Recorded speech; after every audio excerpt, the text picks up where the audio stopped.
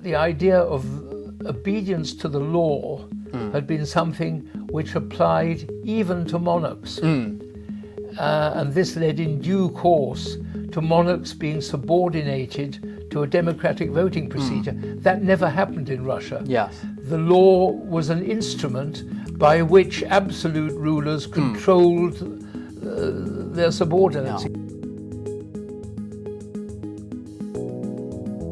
Hello, I'm Daniel Freeman from the IEA, and I'm here with Peter Oppenheimer. Today we'll be discussing how capitalism came to Russia and the rise of Putin. Peter is an economist who has written extensively on Russia since the 1980s. He is an emeritus fellow of Christ Church at the University of Oxford and the former president of the Oxford Centre for Hebrew and Jewish Studies. Peter, it's delightful to have you here. Delighted, welcome. Yes. So, Peter, you first visited Russia when it was still the Soviet Union. Very much so. Yeah. Can you tell me a little bit about what you found unusual as an economist about this society? Well, I visited the Soviet Union twice. In 1960, which was in the very early phase of post-Stalinism. Khrushchev had sort of admitted that Stalin was a villain in 1956 and so on. And then 27 years later, in 1987, in other words, a big gap.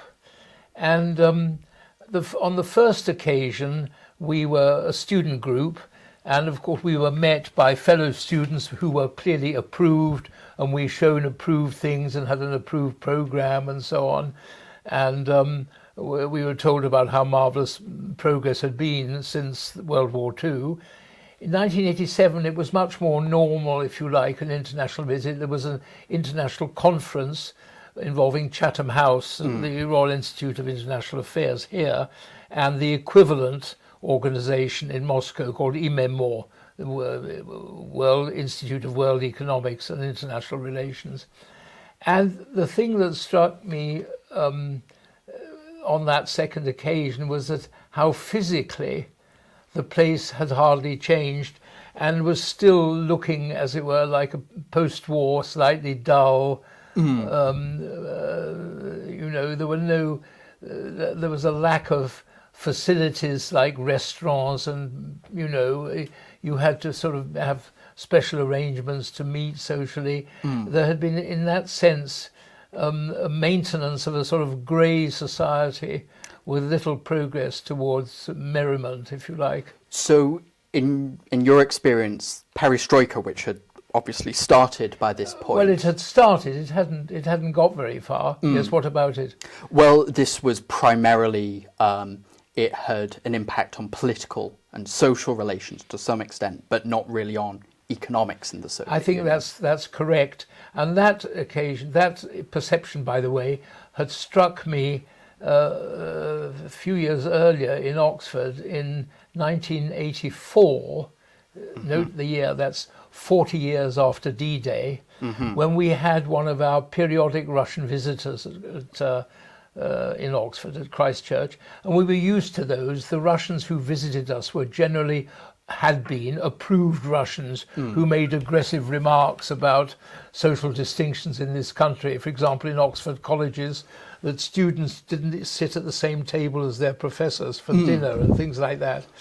On this occasion, we had a conversation in 1984, this was, I emphasize, that the 40th anniversary of D-Day in June 1984, we ought to have invited our sometime Russian allies to take part, and why hadn't we done so? And this was discussed.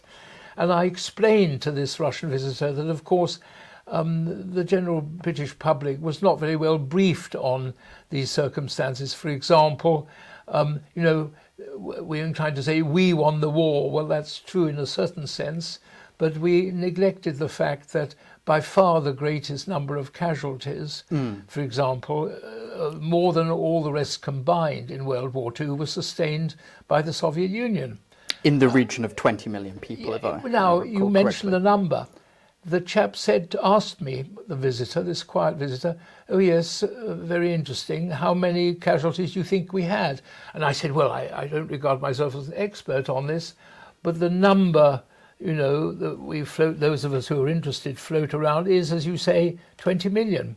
And he replied, "Yes, about the same number that were put to death by Stalin over his regime." And this was a Soviet. Never had a visiting Russian said anything critical. Had anything critical, much less anything like that. And I thought, my God, things are changing. Yes. If a visiting Russian can say that. So, linked to that, why did the Soviet Union collapse finally in 1991? Okay, look, there was a sort of chronic weakness, chronic over-militarization, chronic lack of modernization.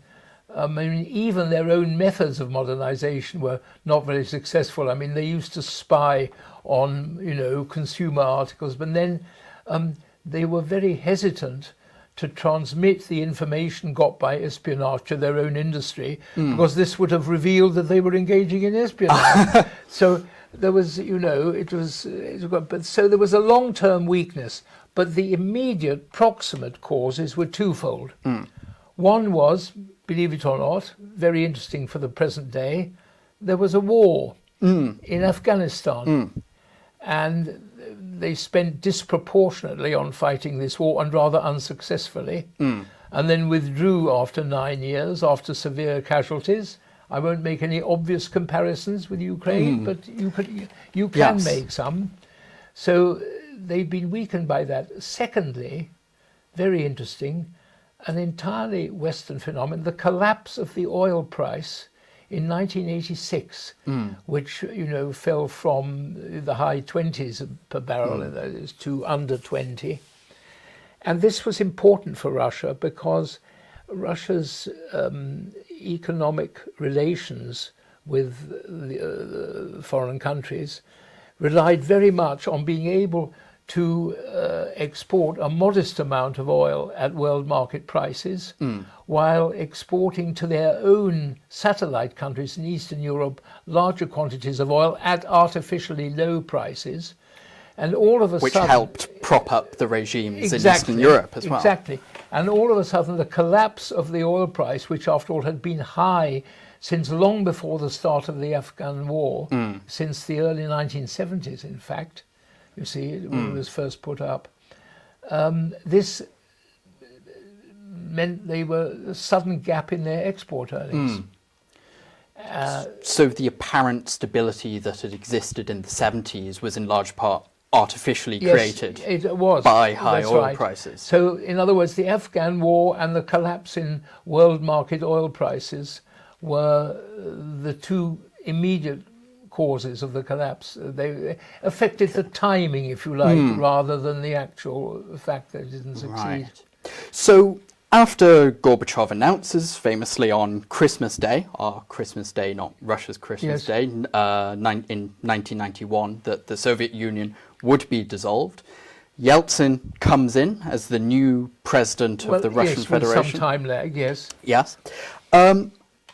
How did Yeltsin and the people around him think that they were going to transform Russia into a market economy? The Soviet government had periodically announced minor reforms, as you know, Kosygin, Brezhnev, and at various intervals, in an effort to try to galvanize industry into being more productive, but not very successfully. So the answer is that many of them were very uncertain as to how they were to do it. The one person who was prime minister only for a period of months, who had a much clearer idea, was Yegor Gaidar, a great man who died under rather suspicious circumstances, of course, 10 years later. But in general, there was a consensus that you needed to, in some way, to liberalize prices, to liberalize, to free up enterprise managers all right, to encourage competition. But those were the three things: freeing prices, liberalize enterprise management, ownership of enterprises, which were all state-owned except for tiny little sort of agricultural, initiatives. But there was great uncertainty as to the speed with which you could do this and as to how it would actually work. So the ideas even of Gaidar were rather vague, and certainly of other people, they were conscious that they were engaging in sort of larger scale experimentation than they had done in the later years of the Soviet Union. Yeah, I always think Gaidar is a very interesting character, yes, because before he comes in as prime minister, he's suggesting that Russia might be transformed into a sort of Swedish-style social democracy. Yeah. But then comes in and we get kind of shock therapy, the abolition of all price controls very quickly. What are the kind of consequences of that for Russia? Let me just, since you mentioned Sweden and, collective society, remember that all Western capitalist societies, including, of course, Britain, had become, in the 19th century, they'd been free market economies. In the 20th century, they'd become mixed economies. That is, they had very substantial public sectors, government spending. Taxation and government spending was in the sort of bracket of 30 to 50%, depending on which countries, by the late 80s. That was a result, if you like, of the history of the first half of the 20th century, but particularly post-World War II. And Sweden was at the, if you like, the socialistic end of that. But that still made individual enterprise and initiative freedom the basis of the Swedish economy, even though there was a very large,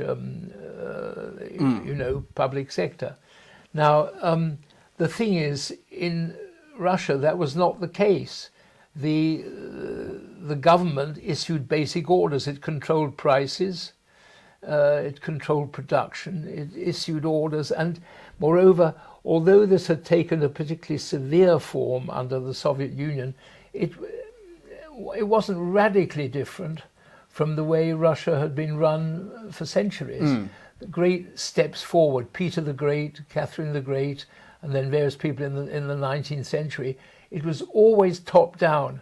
The ruling power, the Tsar or his ministers, gave the orders to abolish serfdom or whatever it was made, and it was not it was not sort of decentralized individual initiative. Now, I'm not sure that really answers your question, but I'll ask the next one. And well, you do make this point about, and there is this idea that Russia is, by its nature, a very top-down hierarchical society. Yes. Potentially there's some truth to this.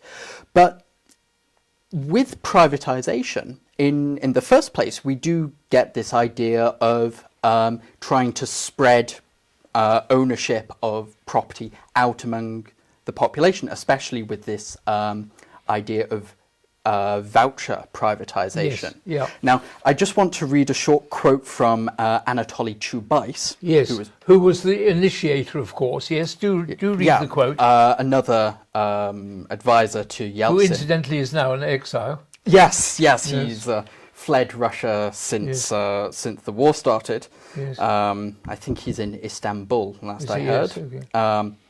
So Chubais, in a press conference, said that the voucher privatization was aimed to, as it has been planned, each citizen of Russia will become a proprietor, not in the sense of slogans and appeals, but at the level of a monetary document in his pocket.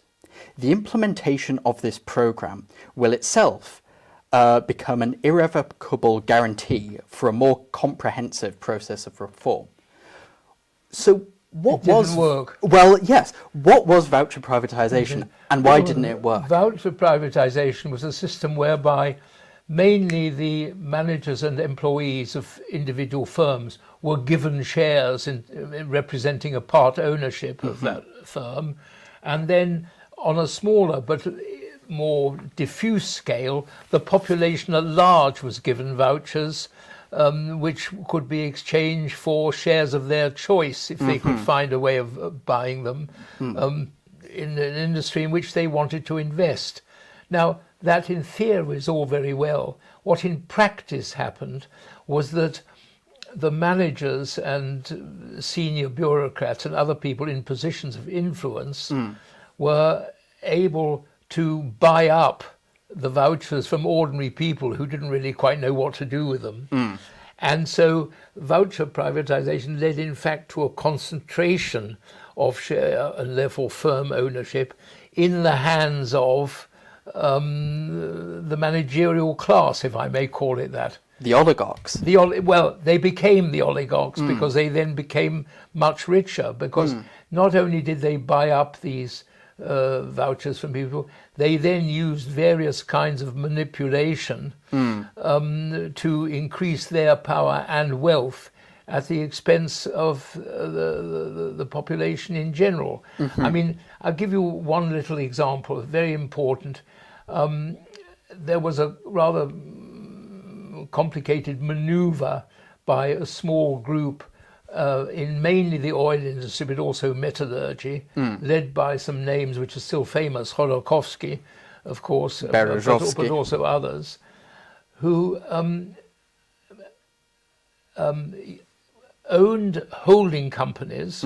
The oil industry was privatized such that you had a holding company which had several operating companies as subsidiaries. Okay. The point being that the operating companies actually owned or controlled the oil wells and extracted, and they may have been hundreds of miles apart, but they were all united under a single holding company at the top. And what in effect was achieved was that the holding companies bought up the output of the operating companies at an arbitrary price, which meant that all the profit was concentrated in the center. So, for example, UCAS, which was the big oil company that Khodorkovsky came to own, had several operating subsidiaries, and it obliged those, through its control of the share of the dominant shareholding, it obliged the operating companies to sell to the holding company the oil which they produced at cost, such that the operating units, in which local people may still have had shares, made zero profit. The profit was all made at the center, right, because it was transferred to them by the pricing system. And this was a method by which a tiny number of crafty managers appropriated most of the profit of the firm. I can give you, but go on. I can give you another example of which I was very specifically familiar with. Go on. Well, this was in another industry, so I thought you might like to ask. Well, what I was interested in is, Yeltsin is in power at this stage. Russia has transformed into a democracy. Is there any pushback against this from politicians or from the population at large? In the 90s, a man called Zyuganov headed the Communist Party of the Soviet Union, which was now the Communist Party of Russia. And there was widespread fear in the West, or anxiety, that people might vote the communists back into power and it would undo all the benefits of privatization, which and all the mechanisms of privatization. It would renationalize everything. Now, of course, renationalization happened on a large scale after Putin came into power in succession to Yeltsin. The problem in the 90s was preoccupation with the fear that the communists might come back led people to led people not to perceive correctly what was wrong with the capitalism that was being formed, which was exclusive and abusive. And look, I'll give you an example from another. Just before this, I think that's a really interesting point, because you mentioned that in the West there is this worry that the communists might win in the 1996 presidential election and they will remove the benefits of privatization. For the ordinary Russian in the 1990s, what are these benefits?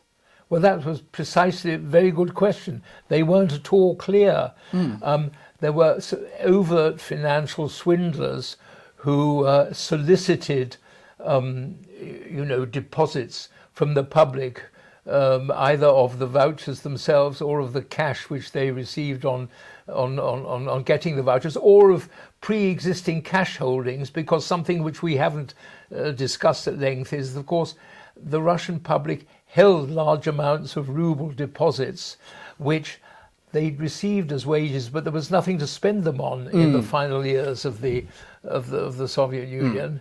And then, of course, price liberalization meant a colossal burst of inflation, hundreds of % per annum for a couple of years in the early 90s. I believe it peaks at 2,500% something like that, yes, in 1992. And this gave rise then to, as I say, swindlers who tried to persuade people to deposit money or something with them. And there was one of them, the most famous was a scheme called MMM, which was run on what was known as Ponzi finance principle of swindler from the, earlier in history, that you use the newly arriving deposits to pay interest on the on yesterday's deposits. Yeah, the whole thing is sort of swindling. So there was a great deal of that, and the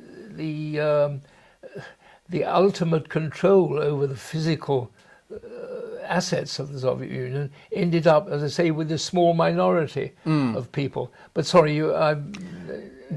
yes, I was just going to say that, or ask, how significant do you think this experience for ordinary Russians in the 90s was in Putin's rise to power and the consolidation of his power and united Russia's power once he got in the early 2000s? It wasn't specifically particularly significant. What is much more interesting, I think, I mean, if it hadn't been Putin, it would have been someone else. One must be careful not to blame, attribute everything to Putin. The way Russia had been run from the start, from Kiev and Rus, since we talk about Kiev being part of Russia, from, in the early sort of post-Christian, after the Christianization of Russia, sort of 1,000 years ago, was that central authorities gave orders, and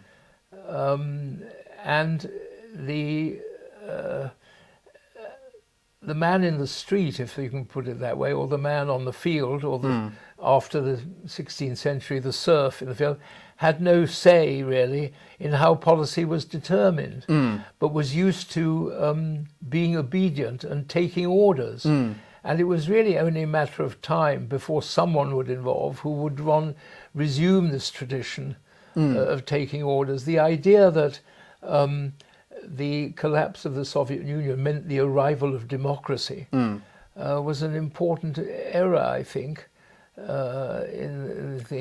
It superficially appeared to do so, but of course that's a matter of the electoral process. And remember that the manipulation of the electoral process went hand in glove with the nature of privatization. You see, the acquisition of especially the oil companies by a handful of oligarchs, the management, was particularly centered on something called the loans for shares device, whereby these people, Khodorkovsky and others, made loans to Yeltsin to enable him to conduct a big electoral campaign against the Communist Party in the elections of 1996. And in return for which, in effect, if the government was unable from tax revenue and elsewhere to repay the loans, pledged itself to allow the givers of the loans to auction the shares which they held. This, in other words, oil shares and a few others, metallurgical shares, were security for the loans which these handful of businessmen had made to Yeltsin to promote his re-election in 1996. And of course he was re-elected. The loans that he received were in fact much lower than he expected, and but he couldn't repay them.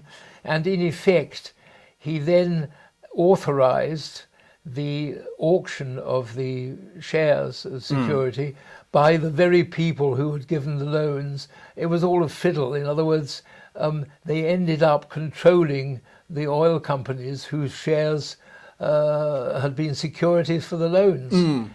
So, in other words, the mechanism of an election campaign and the re-election of Yeltsin was intimately bound up with a sort of fiddle to put the major industrial assets of the country into the hands of a small number of people. So your perception of Russia's transition into outright autocracy, Yes. it seems quite deterministic, that this was all inevitable based on Russia's history and Russia's culture and Russia's society.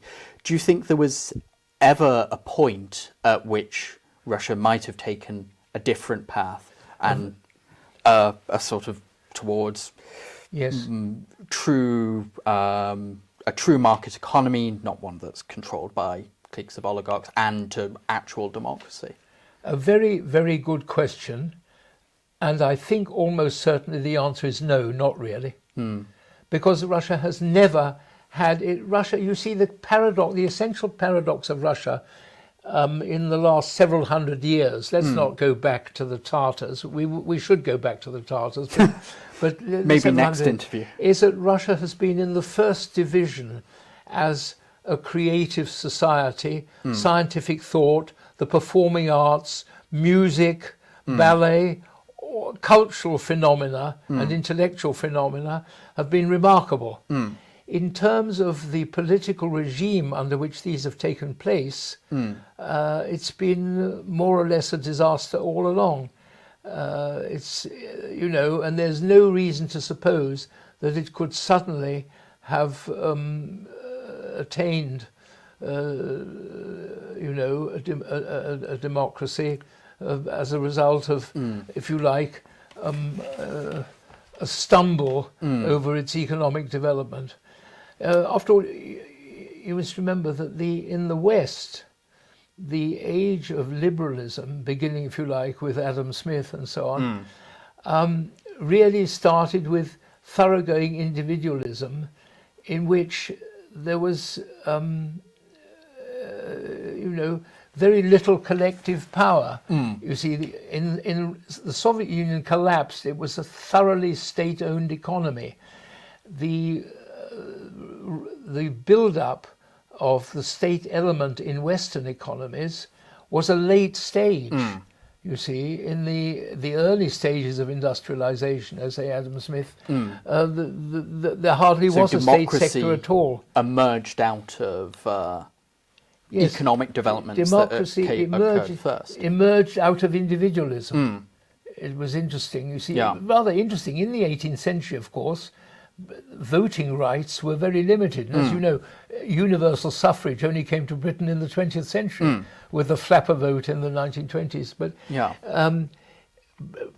Britain was fortunate that somehow in the aftermath and even before the aftermath of the Civil War, the idea of obedience to the law had been something which applied even to monarchs. And this led in due course to monarchs being subordinated to a democratic voting procedure. That never happened in Russia. The law was an instrument by which absolute rulers controlled their subordinates, including serfs. And so it's the relation between law and power which is fundamentally different and which has, I think, precluded a happy outturn in Russia. Yeah, it's a very interesting point, if a bit depressing. I do want to move on now, but Yes, do. I would just say, people did say the same thing about Japan or South Korea, that these were countries that had never had anything approaching democracy, that were very hierarchical. And yet we have seen in the late 20th and 21st century that these have been able to make the transition. So maybe there's hope for Russia as well. There's hope for Russia as well. The trouble with Russia is it's so much larger. And of course, Russia is itself a relic of the former Soviet Union. After all, in the 19th century, Russia conquered Central Asia. And the various republics of the Soviet Union are not accepted by, if you like, the Putinesque Russian attitude as legitimate independent countries. That's what the war in Ukraine is all about. Yes. My final question really is, what lessons can free marketeers take from the Russian experience in the 1990s? Are there any lessons that might apply to other countries as they liberalize their economies? Well, not as they may apply to other countries. I think there's a warning for Western countries themselves. The fact that the mixed economy in which the public sector, particularly in all European countries, is a substantial part of the economy, means that we should not be about preserving the democratic and the proper structures which we so appreciate and to which we rightly attributed our liberties. I mean, I'll give you an example. Some of the Western investors in Russia are people who are themselves tainted with a sort of oligarchic mentality which dominates in Russia. And I speak as someone, I was hired to represent one such investor, a man called Kenneth Dart, who was the son of the man who invented Dart containers. That's plastic containers for hot drinks. Ah, right, okay. Now, Kenneth Dart resigned his US citizenship and was living, I don't know if he still is, was living on a boat off the coast of Central America, so as not to pay any American taxes. Recognize something Soviet about that? I mean, it certainly is. Now, Dart invested in various Russian companies on a sufficient scale to be entitled to nominate a director. And for a small number of years, therefore, I sat as a director representing this rather doubtful character ceremonies on Russian boards. Now, the Russians got the better of him. They renationalized. But let me give you an example of one such board on which Dart was happy to have invested in the company, and which absolutely symbolizes the paradox of Russia. This is a company called VSMPO, Verkhno-Saldinskoye Metallurgichеское производственное объединение. It's Russia's leading producer of titanium, of which Russia, along with Canada and a very small number of Western countries, is the main world producer. Now, the titanium factory was run by a small group of people, headed in particular by a man called Vladislav Tityukhin.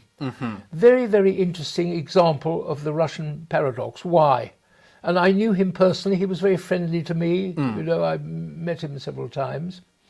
First of all, he was a distinguished metallurgist, an example of Russia's intellectual prowess, who had invented a way of casting titanium into ingots. Titanium is a very light metal, and it doesn't cast itself easily as the way iron or steel does. Anyway, he had invented this. Secondly, as the guiding light of this big firm that made produce titanium, he was the sort of prince of the town. He saved the town. I mean, he made sure people had wages, not high wages, but that the town survived.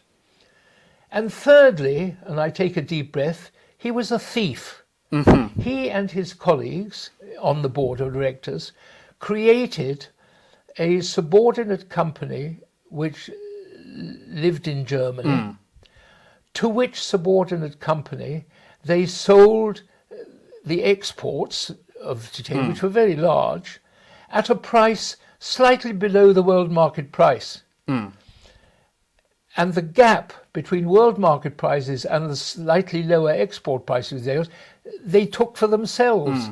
But of course, that meant that they took nearly all the profits of this company for themselves, because the gap between cost minus profit and the world market is, of course, small. Profits may be 10%. So if you sell at 8% below the world market price, to a company which you then wholly own, you're in effect stealing all the profits. And that's what he did. I suppose the obvious lesson from this seems to be that there is no substitute for the rule of law. Absolutely. There is no substitute for the rule of law, and the primacy of the... I advise you to consult Shakespeare's Henry IV Part 2, the beginning of Act 5, where when Henry IV, Prince Hal, becomes Henry V, you see, and he teases the judge who says, aren't you sorry now that you punished me when I was, now that I'm the ruler? And the judge replies, no, I'm not at all sorry. You need me to legitimize and civilize your rule. It's a very, very great speech. And, you know, Shakespeare, this was at the end of the 16th century, Britain was saying this. Russia doesn't stand a chance. Well, thank you very much to Peter for joining me. It was an excellent, very interesting discussion. If you liked this video, please remember to like and consider subscribing to our channel. We've got lots of similar content coming up. Well, if you enjoyed that conversation, why not watch one of these other videos? And while you're here, remember to hit the subscribe button and the notification bell. That way, you'll never miss out on a single IEA broadcast.